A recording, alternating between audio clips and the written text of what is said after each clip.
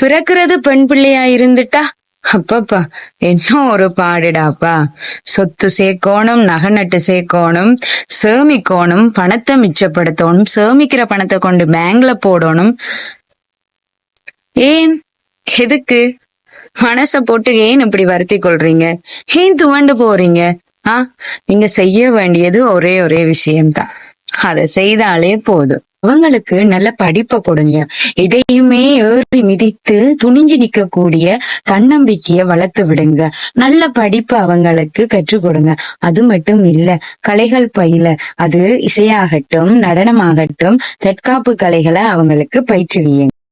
பொண்ணுங்களா பிறந்துட்டாலே இன்னொரு வீட்டுக்கு வாழ போறவள் தானே, அவளுக்கு எதுக்கு படிப்புன்னு சொல்லி படிக்க விடாம சட்டிப்பானை கழுவுறது எப்படி, வீடு கூட்டுறது எப்படி, வீட்டு வேலைகளை பழகுறது எப்படி நல்லா சமைச்சு போடலாம் அப்படி என்றதெல்லாம் விட்டு விடுங்க. அதை விட்டு ஒரு பிரச்சனை வந்தா அதுக்கு எப்படி முகம் கொடுக்கணும் என்றதை கற்றுக் கொடுங்க. ஒரு பிரச்சனை வந்துட்டா அந்த பிரச்சனையில இருந்து எப்படி மீண்டு வரலாம் அப்படி என்றதை சொல்லிக் கொடுங்க. பிரிவு வந்துட்டா தனித்து நின்று செயலாற்றக்கூடிய தன்னம்பிக்கையை வளர்த்து விடுங்க. அதட்ட வேண்டிய நேரத்துல அதட்டி வைங்க, அதே நேரத்துல தட்டி கொடுக்க வேண்டிய இடங்கள்ல தட்டி கொடுங்க. ஒரு பொண்ணுக்கு பணமோ தங்கமோ நீங்களா சேமித்து வைக்க தேவையில்லை.